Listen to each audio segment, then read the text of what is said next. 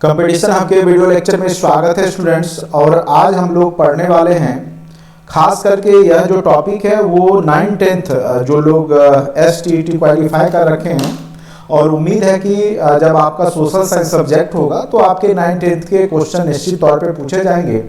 और इसको हमने टॉपिक वाइज अच्छे से कवर कर रखा है, जैसे वर्ल्ड हिस्ट्री के टॉपिक हैं, जैसे ये भौगोलिक खोज है, अभी आप सामने में देख पा रहे होंगे ऑब्जेक्टिव क्वेश्चन के तहत। उसी प्रकार से आगे फिर जो टॉपिक है अमेरिकी स्वतंत्रता संग्राम हो, चाहे रूस की क्रांति, फ्रांस की क्रांति, प्रथम विश्व युद्ध, द्वितीय विश्व युद्ध, सारे ऑब्जेक्टिव प्रश्न आपके जो भी हैं वही थ्योरी से ही क्रिएट हुए हैं। और उसके लिए आप लोगों ने बाय कर ही लिया होगा मेरा कोर्स, और आप जुड़े हैं तो आप जरूर फायदा अनुभव कर रहे होंगे। जैसा कि मैंने ऐप के माध्यम से आप लोगों को दिया है, और ऐप में हमने अच्छे से आपको डिटेल समझाया भी है कि किस प्रकार से आपको पढ़ना है। फिर मैं एक बार आपको समझा दूं, जिस प्रकार से भी आप स्क्रीन पे देख पा रहे होंगे कि जैसे आप लोग जब ऐप खोलते हैं तो वहाँ पे आप ये कोर्स आपने बाय किया है, और मात्र 1500 में ही मैक्सिमम लोगों ने बाय किया है इसको, ठीक है। ऐसे इस कोर्स का रेट 4500 है, लेकिन अभी डिस्काउंट में ही चल रहा है आपका, ठीक है। तो इसमें कंटेंट में देखिए हमने कितना कुछ डाल रखा है। कई लोगों को अच्छे से समझ में ऐप चलाना नहीं आ रहा है, इसलिए मैं आपको बता दूं। जैसे आप सबसे पहले आप जाते हैं, जो खास करके जो जिनका सब्जेक्ट सोशल साइंस है वो देखिए सबसे पहला फोल्डर जीके का है, जनरल नॉलेज का है। और इसमें हमने देखिए प्राचीन इतिहास के 22 वीडियो बना करके 16 फाइल भी डाल रखे हैं। अब इसको जब आप क्लिक करेंगे तो आपको सारा टॉपिक उसके अंदर में इतिहास के सोर्स, पाषाण काल, पूरा पाषाण, फिर सिंधु घाटी सभ्यता, वैदिक सभ्यता, मौर्य प्रशासन, मगध का उत्कर्ष, मगध, मौर्य प्रशासन, ये सब जो भी आपका PDF आपका पूरा अच्छे से इसमें दिखेगा, ठीक है। बस आपको क्या करना है, इसको रीड करना है, थोड़ी पढ़ना है फिलहाल, ठीक है। फिर आगे मैं रिवीजन भी करवा रहा हूँ, और आपको ऑनलाइन लाइव आकर के भी मैं पढ़ाऊँगा। अभी भी कुछ टॉपिक कराना शुरू कर दिया हूँ। उसके बाद मध्यकालीन इतिहास में आप देखेंगे कि ये आपका PDF है, साथ साथ वीडियो लेक्चर है। पूरा मध्यकालीन अगर देखना है तो ये आपका 48 मिनट में ही पूरा मध्यकालीन आपको दिख जाएगा, उसको अच्छे से कवर किया है।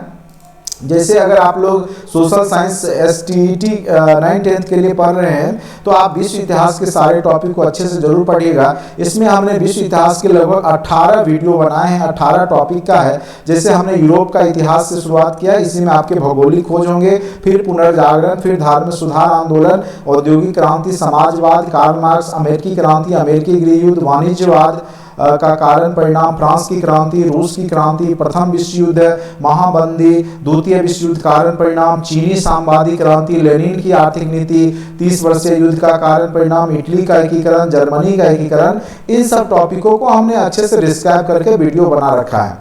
तो इसको सबसे पहले देखिएगा। उसके बाद अभी जो मैं आपको करवाने जा रहा हूं, और नोट्स भी साथ साथ इसमें PDF फॉर्मेट में भी, जैसे मैं ये क्लिक किया तो आप देखेंगे कि आपका ये नोट्स खुल जाएगा। और इसको हमने यहाँ पर PDF फॉर्मेट में भी डाल रखा है कि थ्योरेटिकल, आप जैसे भौगोलिक खोज के क्या कारण थे, क्या परिणाम हुए, किस प्रकार से खोजा गया, कोलंबस ने क्या खोजा, वास्को डी गामा ने, तो इस प्रकार से हमारे नोट्स में अच्छे से डिस्क्राइब करके शॉर्ट कर सकते हैं, शॉर्ट में आपको अच्छे से समझाया गया है। अगर आप इतना मेहनत नहीं करना चाह रहे तो कम से कम जो अभी मैं ऑब्जेक्टिव करवा रहा हूं उसको आप लोग अच्छे से देखिए। तो ये तो रही बात हिस्ट्री का, सारा आपको एनिशिएंट, मिडिवल, मॉडर्न करके हमने अच्छे से समझा दिया है। उसके बाद देखिए आपका अर्थशास्त्र है, तो अर्थशास्त्र के इसमें 15 वीडियो हैं। टोटल टॉपिक आप देखिएगा, अर्थशास्त्र के प्रकार, राष्ट्रीय आय, जनगणना रिपोर्ट 2011, पंचवर्षीय योजना, गरीबी, उसके बाद राष्ट्रीय आय, बेरोजगारी के कारण, कर व्यवस्था, भारतीय बैंकिंग प्रणाली, कृषि, औद्योगिक पिछड़ापन, जनसंख्या, हरित क्रांति, तो सारे टॉपिक आपको इकोनॉमिक्स के जहां से BPSC पूछता है हमने आपको रिकॉर्डेड फॉर्मेट में डाल दिया है। उसी प्रकार से राजनीतिक शास्त्र का देखिए हमारे जो फोल्डर हैं, पूरा अच्छे से हमने संवैधानिक विकास की प्रक्रिया, स्रोत, संविधान का विकास, सारा PDF भी साथ साथ हमने शेयर किया है। अनुसूचियां, मौलिक अधिकार, DPSP, नीति निर्देशक तत्व, साथ साथ आपके ऑब्जेक्टिव के भी कुछ ऑब्जेक्टिव वीडियो भी हैं, मौलिक कर्तव्य, राष्ट्रपति, उसके बाद विधायिका, लोकसभा, राज्यसभा, संसद की विभिन्न समितियां, विधानमंडल, सर्वोच्च न्यायालय, पंचायती राज व्यवस्था, तो इस प्रकार से हमने बहुत सारा कुछ आपको दे रखा है। अगर आप इतना भी पढ़ते हैं तो इतना आप रखिए कि आप अच्छे से पास करेंगे और अच्छे नंबर से आप क्वालिफाइंग करेंगे, इसमें कोई शक नहीं है, ठीक है। उसके बाद हमने आपको ज्योग्राफी भी पढ़ा रखा है। टोटल ज्योग्राफी हमने ऐसे 1 घंटा के वीडियो में लगभग सवा घंटे का वीडियो उसमें हमने कवर कर दिया है। फिर और भी टॉपिक वाइज आपको करवाया जा रहा है, तो ये भी वीडियो आप देखिए, ठीक है। तो आपका ये यहाँ से हिस्ट्री, ज्योग्राफी, पॉलिटी, इकोनॉमिक्स हो जाएगा। फिर आप आइए दूसरे फोल्डर में आते हैं, ठीक है। मैथ के हमने अभी बेसिक मैथ के मात्र 16 वीडियो ही डाले हैं और आगे जो कि सिलेबस आएगा तो उसके अनुसार हम डाल देंगे। लेकिन अगर बेसिक पढ़ लेते हैं तो इसी से आपके मैक्सिमम क्वेश्चन बन जाएंगे, क्योंकि उम्मीद है 10 क्वेश्चन से ज़्यादा मैथ के आपके नहीं रहेंगे। तो सरलीकरण, अनुपात, समानुपात, बेसिक मैथ, घातांक करनी, ये सब वर्गमूल, घनमूल, एलसीएम, एचसीएफ, संख्या पद्धति, बाइनरी सिस्टम, प्रतिशतता, अनुपात, समानुपात अभी चल रहा है, ठीक है। तो अभी मैथ में इतना टॉपिक हो चुका है, तो आप लोग जल्द से जल्द क्लास को जरूर बाय कर लें। यहाँ पे आपको संपूर्ण तैयारी करवाया जा रहा है। जैसे टीचिंग एप्टीट्यूड है तो उसमें हमने पूरा पीडीएफ वीडियो के साथ आपको दे रखा है। जैसे नई शिक्षा नीति, शिक्षण के समान विधियाँ, शिक्षण, उसके बाद पढ़ाने का तरीका, शिक्षक के गुण, ये सब बहुत सारे टॉपिक, कंप्यूटर शिक्षा की आवश्यकता, खेलकूद का महत्व, वार्षिक शिक्षा की स्थिति रिपोर्ट 2022, बच्चों के स्कूल छोड़ने का कारण, शिक्षा का संवैधानिक विकास, तो इन सब टॉपिकों को हमने अभी तक कवर किया है, ठीक है। और अभी आप लोग जो इंतजार में बैठे हैं सिलेबस का, तो सिलेबस कहीं और नहीं, बस यही रहने वाला है। रीजनिंग के बेसिक चैप्टर हमने रक्त संबंध, दिशा परीक्षण, कोडिंग, डिकोडिंग, रैंकिंग, बस 4-5 टॉपिक ही पढ़ा है। मैक्सिमम चांस है यहीं से क्वेश्चन आएंगे, बाकी सिलेबस आने पे अभी अपडेट हो जाएगा। कंप्यूटर के बेसिक में हमने अभी 3 क्लास लिया है, जिसमें कंप्यूटर के बेसिक बहुत हद तक हमने बता दिया है, जहां से उम्मीद है कि 2-4 प्रश्न पूछे जाएंगे। फिर आपका बिहार स्पेशल, देखिए बिहार स्पेशल अति महत्वपूर्ण है। इसमें हमने 28 वीडियो अभी तक डाले हैं और उसका साथ साथ हमने पीडीएफ भी डाल दिया है। तो आप अगर अच्छे से इस सारे वीडियो को देख लेते हैं तो आपको बिहार स्पेशल में भी कहीं कोई दिक्कत नहीं होगा। बाकी अपडेटेड डेली बेसिस पे भी किया जा रहा है, ऑब्जेक्टिव भी करवाए जाएंगे। उसके बाद साथ साथ आपके पीडीएफ को भी इसमें डाल दिया गया है, ठीक है। और उसके बाद देखिए बायोलॉजी के भी हमने पीडीएफ के साथ साथ वीडियो लेक्चर कवर करके पूरा टॉपिक 3 पार्ट में कवर कर दिया है बायोलॉजी को। तो देखिए हर एक जहां से उम्मीद है कि बीपीएससी पूछेगा, हमने अपने स्तर से पूरा प्रयास किया है। अभी 10 ऑनलाइन टेस्ट हो चुके हैं, जो कि बेसिक पार्ट टेस्ट है टीचिंग एप्टीट्यूड का। उसके बाद देखिए आपका बिहार स्पेसिफिक जो बीपीएससी का पैटर्न है, online test series part test है, उसमें लगभग आपके 11 टेस्ट हो चुके हैं, ठीक है। तो इस प्रकार से आपको हमने हर एक चीज दे रखा है, बस आप उस ऐप को यूज करके ढंग से पढ़ने का प्रयास करें, ठीक है। फिलहाल जैसे अभी हम लोग भौगोलिक खोज पढ़ेंगे, 9th का सिलेबस है, तो उसमें आप जो है खास करके अगर वो ऑब्जेक्टिव देखने से पहले अगर आप ये विश्व इतिहास का जो सारा वीडियो है उसको अगर आप देख लेते हैं, ऐसे ये बीपीएससी मेंस के हिसाब से हमने इसको पढ़ाया था, लेकिन ये टॉपिक आपके लिए ही महत्वपूर्ण है क्योंकि यही चीज आपको भी पढ़ना है और उसमें हमने अच्छे से शॉर्ट में पूरा ढंग से समझाया है, ठीक है। तो विश्व इतिहास वाला फिलहाल पढ़ करके, जैसे इसमें 18 वीडियो है उसको देख करके, उसके बाद जो अभी मैं पढ़ा रहा हूँ उसके बाद आप ऑब्जेक्टिव देखेंगे, तब हद तक आपको खुद ही बन जाएगा। नहीं बनेगा तो आप निश्चित तौर पे समझ लेंगे, ठीक है। तो उम्मीद करते हैं कि ऐप आप लोग यूज करना शुरू कर दिए होंगे और आपने बाय भी कर लिया होगा हमारे ऐप को। Online test, subjective test, objective test सारा कुछ हमारे ऐप के माध्यम से है और इस कोर्स की वैलिडिटी आपका 2025 तक है, इसलिए घबराने की बात नहीं। आपके एग्जाम के रिजल्ट तक हमारा ऐप आपको वैलिड रहेगा और बहुत ही मिनिमम कॉस्ट में, इतना कम कॉस्ट में आपको पूरे ऑल इंडिया में बीपीएससी का तो सिलेबस नहीं करवाएगा, भले ठग के आपको सी टेट, सुपर टेट ये सब करवा दे, लेकिन बीपीएससी का सिलेबस आपको इतना कम रेट में और इतना कह सकते हैं अच्छा कंटेंट के साथ आपको कोई नहीं करवाएगा, ठीक है। चलिए आज का जो टॉपिक अब फिर हम लोग स्टार्ट करते हैं, वो है आपका भौगोलिक खोज। और भौगोलिक खोज में सबसे पहला जो क्वेश्चन है वो आप लोग के सामने में है स्क्रीन पे, आपको पता भी है। कुछ इसमें टाइपिंग मिस्टेक भी है, 1-2 प्रश्न को वो भी हम डिस्कस कर लेंगे, क्योंकि बहुत लोग पढ़ रहे होंगे तो 1-2 जगह मिस्टेक है, उसको मैं सुधार देता हूं। और आप लोग एक बार मेरा वीडियो देख लें, उसके बाद आप रट्टा मारिए, चाहे जो भी करना होगा करेंगे, ठीक है। तो सबसे पहले यहाँ पे आते हैं भौगोलिक खोज। भौगोलिक खोज, तो भौगोलिक खोज आपको पता ही होगा कि भौगोलिक खोज की स्थिति क्रांति कब आई, तो पुनर्जागरण के बाद आई, जब लोग के अंदर चेतना जागृत हुआ और यूरोपवासी अपने पुराने जो पुरातन व्यवस्था थी, जिस प्रकार से ग्रीक एथेंस के लोग पूरे विश्व में जाके व्यापार करते थे, रोम के लोग, तो फिर वो विश्व की खोज के लिए निकले। चूंकि बीच में 1453 ईस्वी में क्या हुआ था आपको पता ही है, कस्तितुनिया का पतन हुआ था और वहां पे इस्लाम जो मुस्लिम लोग थे उनका शासन हो गया था, तो वो यूरोपीय लोगों को व्यापार करने से भूमध्य सागर होकर के जो एशिया तक पहुंचते थे वहां तक प्रतिबंधित कर दिया गया। तो ये लोग अब आगे चल करके रास्ता खोजेंगे और उसी दरमियान जो पुर्तगाल रहता है, चूंकि समुद्र के किनारे रहता है, तो वहां के लोग थोड़ा एक्टिव होते हैं और उन्होंने खोज करना शुरू किया। और उसी क्रम में वास्को डी गामा पहले कोलंबस निकलता है भारत की खोज करने के लिए 1492 ईस्वी में, लेकिन वह भारत ना पहुंच करके अमेरिका पहुंच जाता है और वहां पे उसने एक नई दुनिया की खोज की, ठीक है, जिसको कि हम लोग बोलते ही अमेरिका। और अमेरिका की खोज 1492 ईस्वी में स्पेन का निवासी था कोलंबस। कहाँ का निवासी था? स्पेन का, उसने किया था। वास्को डी गामा का खोज, वास्को डी गामा ने भारत की खोज की थी और ये कहाँ का नाविक था? तो पुर्तगाल का था। ये क्वेश्चन कई बार पूछा गया, वास्को डी गामा कहाँ का था? पुर्तगाल का था। और इसने 1498 ईस्वी में कब किया? तो 1498 ईस्वी में भारत की खोज की थी, जैसा कि आप लोग बचपन से पढ़ते आ रहे हैं। अब आ जाइए, यूरोप वासियों ने दिशा सूचक यंत्र का उपयोग कहां से सीखा था? तो ये याद रखिएगा कि अरब वासियों ने जो दिशा सूचक का यंत्र का जो प्रयोग करना अरब वासियों से सीखा था।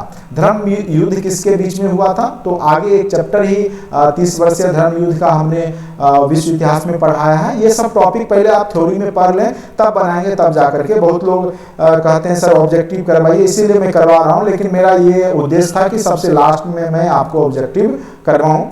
लेकिन कई लोग जल्दीबाजी में हैं, तो हमको कोई दिक्कत नहीं है, आप लोग बस समझ लें तो बहुत अच्छी बात है, मैं करवा दे रहा हूं। तो धर्म युद्ध याद रखिएगा, ईसाइयों और तुर्की यहाँ दे दिया गया है। तो तुर्की मुसलमान जो थे उनके बीच में हुआ था, ईसाई और तुर्की, जिसमें तुर्की का जीत हुआ था, ठीक है, जो मुस्लिम थे उनका जीत हो गया था, ठीक है। उसके बाद है कोलंबस मूल रूप से कहाँ का वासी था? तो स्पेन का वासी था। कोलंबस कहाँ का था? तो स्पेन का वासी था। हेनरी द नेविगेटर राजा था पुर्तगाल का। ये बहुत ही कह सकते हैं वीर राजा था, वीरता पूर्वक इसने कह सकते हैं कि नाविकों को प्रोत्साहित किया, खुद भी एक अच्छा नाविक था और इसने नई दुनिया या अन्य देशों की खोज के लिए अपने नाविकों को भेजा और खुद भी कई क्षेत्रों को खोज निकालने में अपनी भूमिका निभाई थी। तो हेनरी द नेविगेटर कहाँ का राजा था? तो याद रखिएगा पुर्तगाल का ही था, ठीक है। उसके बाद एस्ट्रोलोब किस प्रकार का यंत्र था? तो अक्षांश बताने वाला उस समय का यंत्र था। और यही सब भौगोलिक जब यंत्र खोजे गए तो उसके माध्यम से देश दुनिया का पता चला और लोग नाविक लोग जो है दूसरे देश तक पहुंचे। नहीं तो उससे पहले क्या था कि उनको लगता था कि दुनिया एक छोर पे जाके समाप्त हो जाती है, खत्म हो जाती है, फिर वहां से लौटना मुश्किल। लेकिन जब ये सब यंत्र की खोज हो गई दिशा का, तब जाकर के ये लोग बहुत दूर दूर तक जाने लगे और नए नए क्षेत्रों का खोज करने लगे थे। अब आ जाइए, कैरोलिंगियन साम्राज्य की सम्राट कौन था? तो शारलेमा हमने बताया था थ्योरी में, आप पहला जो यूरोप का इतिहास है उसको पढ़िए, उसमें अच्छे से हमने बताया है।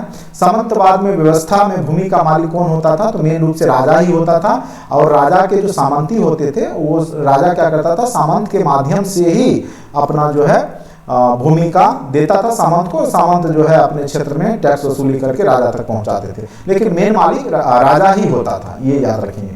भौगोलिक खोजों के परिणाम स्वरूप किस वर्ग में सबसे अधिक फायदा हुआ? तो भौगोलिक खोज हुआ तो व्यापारी वर्ग, जो जैसे मान के चलिए जो व्यापारी आए 1498 में भारत, तो उन्हें भारत से अगर व्यापार किए पुर्तगाली लोग तो उनको 60 गुना बचत हुआ। 60 गुना, समझ रहे हैं ना? जो 10 रुपया का चीज है तो 600 रुपया वहां जाके बेच लिए, ठीक है। तो सबसे ज्यादा फायदा किसको होगा? तो व्यापारी वर्ग, और व्यापार करने के ही उद्देश्य से ये लोग आए थे, ठीक है। मार्टिन लूथर कहाँ का रहने वाला था? और आपको पता होगा धर्म सुधार आंदोलन मार्टिन लूथर के द्वारा किया गया था, ठीक है। 95 थीसिस करके इसने एक लिखा था और उसने जो पोप पादरी था उसके धार्मिक जो भी उस समय कर्मकांड था उसका विरोध किया था। तो जर्मनी का था। कहाँ का था? जर्मनी का। धर्मांतरण का सिद्धांत की आलोचना किसने किया था? विंकलिफ ने किया था। लोयोला ने, लूथर ने, किसी ने नहीं। तो विंकलिफ ने किया था, ठीक है, धर्मांतरण का सिद्धांत। तो उसमें जो बताया गया है कि मतलब मदिरा सेवन या उस सब को अच्छा बताया गया था, तो इसका विरोध किया था विंकलिफ ने, ऐसा विरोध किया था। ऐसा हमने थ्योरी में आपको अच्छे समझा रखा है, ये सब आप वहाँ जाके देख लेंगे, जो पहला वीडियो लेक्चर है उसमें आपको मिल जाएगा। अमेरिका का पता किसने लगाया था, तो कोलंबस ने लगाया था, ठीक है। ब्राजील की खोज किसने की थी, तो बैकरल कैब्रल, ठीक है। यहाँ पे इसका नाम थोड़ा सा मैं देख लेता हूँ, बैकरल या कैब्रल यही है, दोनों में से, ये सब तो है नहीं, ठीक है। आगे देख लेता हूँ अगर कहीं टाइपिंग मिस्टेक होगा तो। और हमने जो फर्स्ट वीडियो उसमें अच्छे से बताया है, और उसके बाद कैब्रल ही है, ठीक है। अमेरिका का नाम किसके नाम पे पड़ा, तो अमेरिगो वेस्पूसी के नाम पे अमेरिका का नाम पड़ा था, ठीक है। किसके नाम पे अमेरिका का पड़ा था, तो अमेरिगो वेस्पूसी के नाम पे। कोलंबस ने खोजा जरूर था, लेकिन जो नेक्स्ट व्यापारी है अमेरिगो वेस्पूसी ही है, ठीक है, इसी के नाम पे अमेरिका पड़ा था। जमोरिन कहाँ का राजा था, तो कालीकट का था। जब वास्को डी गामा पहुंचा तो जमोरिन ने ही उसका स्वागत किया था, तो कहाँ का राजा था, कालीकट, ठीक है। अब आते हैं, अब्दुल मजीद कहाँ का व्यापारी था, वो भारत का ही था, और इंडोनेशिया में ही वो मिला था, किससे, तो आपको पता होगा किससे मिला था, तो वास्को डी गामा से। और यही जो व्यापारी था इसने मदद किया, और वास्को डी गामा तब जाके भारत पहुंचा था। कैप्टन कुक ने किसकी खोज की, तो कैप्टन कुक ने ऑस्ट्रेलिया की खोज की। इसाबेला कहाँ की रानी थी, तो स्पेन की रानी थी।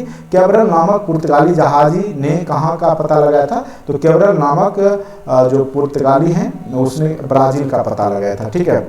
80 वर्ष तक यूरोपीय अर्थव्यवस्था किस धातु पर निर्भर रहा था, तो चांदी पर निर्भर रहा था। रोमन कैथोलिक चर्च केंद्र कहाँ थे, तो रोमन का तो रोम में ही था, इटली की राजधानी जो है रोम वहीं पे थी। उसके बाद किस शताब्दी में मध्य युग का अंत तथा आधुनिक युग की शुरुआत हुई, तो 15वीं से 16वीं शताब्दी में क्या हुआ कि मध्य युग का अंत हो गया और आधुनिक युग जो औद्योगिक क्रांति के बाद स्टार्ट हो गया। पुनर्जागरण का केंद्र कौन बना था, तो हमने पुनर्जागरण में अच्छे से बताया है कि इटली के जो भी राज परिवार था उन्होंने ही प्रोत्साहन दिया था, उन्होंने ही संरक्षण दिया था, और पुनर्जागरण का केंद्र इटली ही बना था, ठीक है। आप लोग अच्छे से पहले थ्योरी पढ़ लेंगे, उसके बाद जब ये बना लेंगे, देख लेंगे, तो आपको कहीं कोई दिक्कत नहीं होगा। उत्तमासा अंतद्वीप, जिसके माध्यम से केप ऑफ गुड होप बोलते हैं, अफ्रीका से होकर के जो आए थे खोजकर्ता, तो वो कहाँ पे किसने खोजा था इस जगह को, तो बार्थोलोमियो डियाज ने खोजा था, ठीक है। उत्तमासा अंतद्वीप अफ्रीका महाद्वीप जैसे है, तो अफ्रीका में ही पड़ता है, तो उस माध्यम से इधर आपका भारत पहुंचा था, ठीक है। तो बार्थोलोमियो डियाज ने खोजा था। अमेरिका की खोज किसने किया था, तो याद रखेंगे 1492 ईस्वी में किसने किया था, तो कोलंबस ने किया था, ठीक है। कस्तेतूनिया का पतन कब हुआ था, तो 1453 ईस्वी में, ये याद रखेंगे। विश्व का चक्कर लगाने वाला प्रथम जो यात्री था जिसने पूरे विश्व को चक्कर लगाया था, वो था मैगलन। ये क्वेश्चन कई बार पूछा गया है, मैगलन ने पूरी दुनिया का चक्कर कब लगाया था, तो 1519 ईस्वी में। वास्को डी गामा ने भारत का पता कब लगाया था, तो 1458 ईस्वी में। वास्को डी गामा को भारत पहुंचने का मार्ग किसने बताया था, तो अब्दुल मजीद ने बताया था, ठीक है। तो इस प्रकार से आपने देखा कबलेखा कहाँ का निवासी था, ये चीन का था, ठीक है, कबलेखा, और यहाँ पे ये विद्वानों को संरक्षण देता था और पूरे विश्व के विद्वान वहाँ जाकर के रहते थे। तो कबलेखा कहाँ का था, तो चीन का था, ठीक है। तो ये याद रखना है आपको, ठीक है।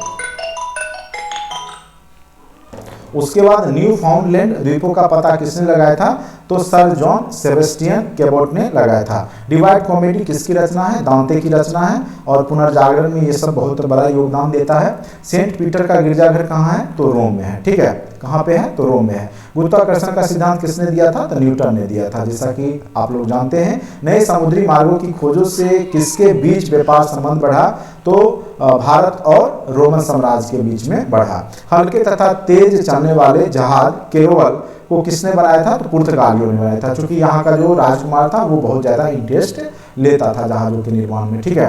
गैलीलियो ने किस यंत्र की खोज की, तो आपको पता ही है, गैलीलियो ने दूरबीन की खोज की थी। नई दुनिया का विस्तार किसने ढूंढा, देखिए नई दुनिया को खोजा इसे किसने, कोलंबस ने, लेकिन उसका विस्तार से किसने खोजा है, अमेरिगो वेस्पूसी ने, इसीलिए अमेरिका नाम पड़ा है उसका, ठीक है। अंधकार युग की अवधि कब से कब तक है, तो 5वीं से 14वीं सदी का काल जो यूरोपीय इतिहास का क्या है, अंधकार में युग है। और आधुनिक युग की शुरुआत कब से हुई है, तो 15वीं से 16वीं सदी में आपका यूरोप में आधुनिक युग की शुरुआत हुई है, ठीक है। तो इस प्रकार से हमने पहला चैप्टर जो आपका पहला नहीं कहिए, आपको यहाँ पे 3 चैप्टर इंक्लूड हो गया, पुनर्जागरण, भौगोलिक खोज और धर्म सुधार। ये तीनों चैप्टर का आपका इसी में ऑब्जेक्टिव प्रश्न आपका आ गया। ठीक है, अगर ये देख के जाइएगा तो STET वाले जो 9th 10th वाले हैं तो उनको यहाँ से निश्चित तौर पे प्रश्न कुछ पूछे जाएंगे, और उम्मीद करते हैं कि आप लोग जरूर इस तरह के प्रश्न जब पूछे जाएंगे तो आप लोग अच्छे से डील कर लेंगे। ठीक है, तो ज़्यादा बड़ा वीडियो नहीं बनाऊंगा, छोटा छोटा वीडियो बना करके मैं सारा पार्ट को क्लियर करूंगा। बाकी जो लोग कोर्स से नहीं जुड़े हैं निश्चित तौर पे जुड़ जाए, बहुत ही कम फीस में, मात्र आपसे मैं पूरे जीवन का आपका 1 दिन का सैलरी मांग रहा हूँ, 1 दिन का सैलरी। ठीक है, मात्र वो भी आपका 1 दिन, कहिए अभी आपकी नई सैलरी है तो आपको 1 दिन की सैलरी है। ठीक है, आगे बढ़ेगा तो वो आधे दिन की भी सैलरी नहीं होगी, अगर आप अच्छे से पास कर जाते हैं, अगर हमारा मेहनत रंग दे देता है आपको। ठीक है, तो आप इस महत्व को समझेंगे, पूरे जीवन भर समझेंगे। और देखिए, ठगने के लिए बहुत लोग होंगे, आपको कुछ से कुछ पढ़ा देंगे, और सभी लोग CTET या सुपर टेट की तैयारी करवा रहे हैं, तो उस तरीके के एग्जाम नहीं होंगे। यहाँ पे कुछ आपका पैटर्न अलग होगा, तो इस बात को समझिए और जरूर ज़्यादा से ज़्यादा संख्या में जुड़िए, जिससे कि आपको फायदा हो, और साथ साथ जो है हम बेहतर अगर पढ़ाएं तो हमारा भी क्या होगा कि इसमें ग्रोथ होगा। ठीक है, तो इसलिए मैं आपको बोल रहा हूँ कि आप लोग जरूर से जरूर जुड़िए, कोर्स को जरूर लीजिए, आप फायदा जरूर अनुभव करेंगे। ठीक है, आज के लिए इतना ही। अगर अच्छा लगता है लाइक करें, सब्सक्राइब करें, दोस्तों के बीच में शेयर करें। थोड़ा तेजी से जरूर मैं पढ़ाऊंगा, क्योंकि सिलेबस बहुत बड़ा है और सिलेबस ऐसे आया नहीं है, लेकिन फिर भी उम्मीद है कि यहाँ से प्रश्न पूछे ही जाएंगे। ठीक है, नहीं पूछने का कोई सवाल नहीं उठता है। चलिए, आज के लिए इतना ही, धन्यवाद।